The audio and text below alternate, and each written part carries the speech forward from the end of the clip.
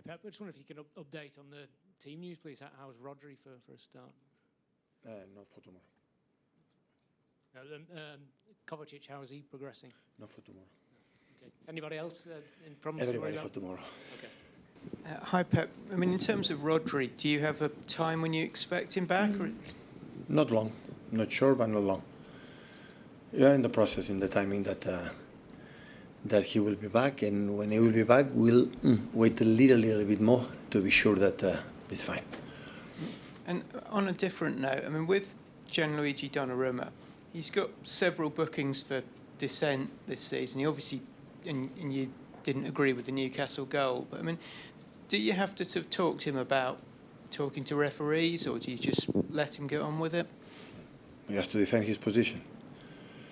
His book is book. Because he's a couple of bookings away from a Premier League ban. James will play.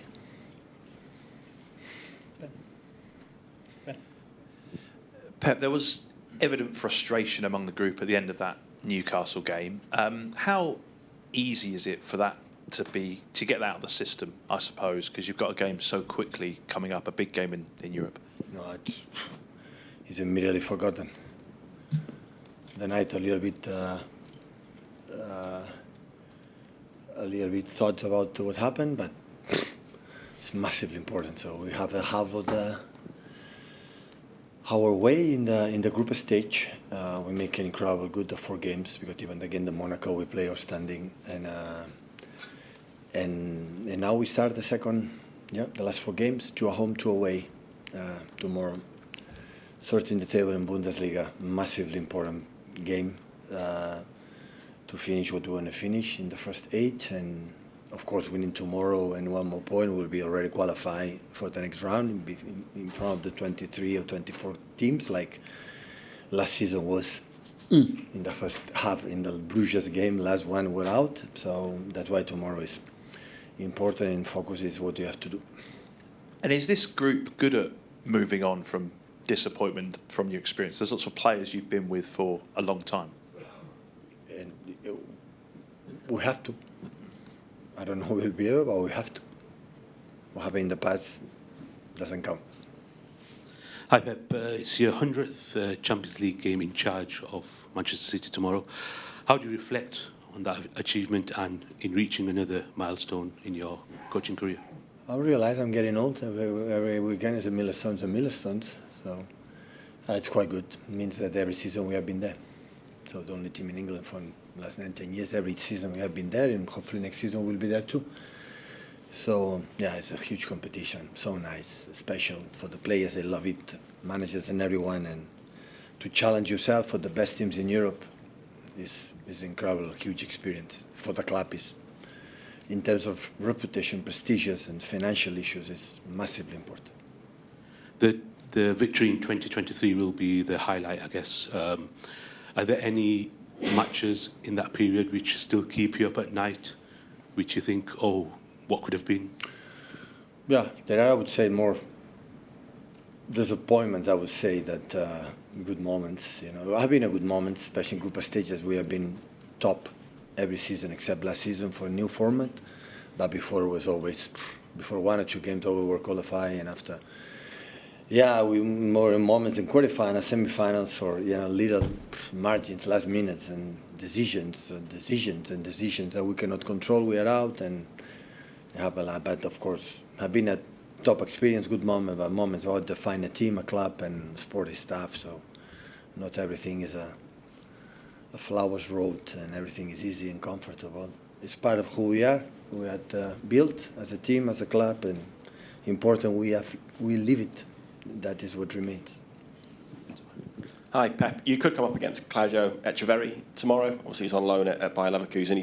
He didn't get on at the weekend. He's not played a lot of minutes this season. Is that a worry for you that he's not really involved there and not getting game time at Bayer Leverkusen? Always we love that the players alone play a lot of minutes. The intention is always there. We have an incredible appreciation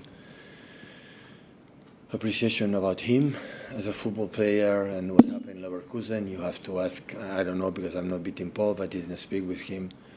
And I'm pretty sure his agent will know everything than everyone.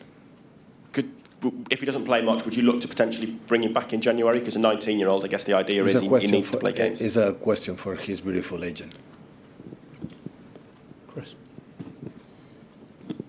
Hi, Pep. At the end of the game on Saturday, you went on the pitch and spoke to Bruno. It's something you do quite regularly, speak to opposition players, and at the end of games that other managers don't seem to do. I was just thinking, what is your thinking behind why you do that a lot? We know for Bruno for many, many years, and every time, even in Etihad after the game in the tunnel or wherever, always we talk, always. I don't know what happened, always our path, always cross, and I have always a good relation with him. But you've done it with other players maybe that you don't know as well. I was just thinking why you do it, go on the pitch and speak to them. I love it. I'm an emotional guy, and I love to talk, and I move my hands and my arms and everything. Just picking up on what Chris just said, would you care if an opposition manager came up to your players and did that in the post-game? Would it be fine by you? No, as much we talk on respect as always I've done. There's not a problem. And just with regard to that incident, an incident with the cameraman... But we talk incidents of referees or incidents of myself? I'm sorry? We talk about the incidents for the referees or incidents for myself? Well, I was talking specifically about the Bruno Guimarães. Friday yeah. In Premier League we talk whatever you want. Friday before Leeds. So I don't quite understand, because the referee wasn't involved with the Bruno Guimarães incident, was he? When you talked to him? The referee was involved in 95 minutes. 98 minutes. Was involved. My God, he was involved. On Friday we talk, yeah. Right, so is that what you said to Bruno as the referee, sort of? No. Okay, so just moving on. With regard to that incident and the cameraman incident, when you sort of... I apologise. Yes, I was going to ask you, is too much made of this stuff? Because, as you just said, just after the game, you're a passionate guy, you're a winner. Just to an extent, is it a sort of who cares sort of thing in a way? These things happen, you just move on. Is that the best way to sort of look at it? No, I feel embarrassed, ashamed when I see it. I don't like it. I apologise for the camera after 1 second. So... That's what I'm asking. Do you even need to? Because it just happens, doesn't these things? I am who I am. Even 1,000 games, I'm not a perfect person. I make a huge mistake. So it's not about that, but I don't regret. What is for sure, I defend my team and my club. That's for sure. The reason why is I want to defend my team and my club. That is no doubt. Because from my experience to win the Premier League, I have to do 100 points and 98 points. Otherwise, we don't win.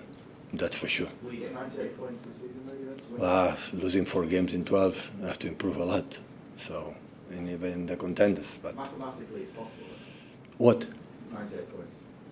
Well, mathematically, it's possible to win the Champions League and FA Cup and Carabao Cup and the Premier League. So that's for sure.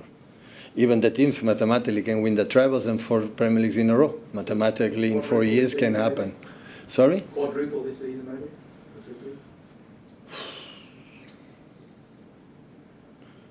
Did you are experienced journalists here together for 10 seasons. Did you hear me talk about the quadruples in November, December? When we won the quadruple? Tell me. No, right? So we'll not be an exception in this case. That's for sure.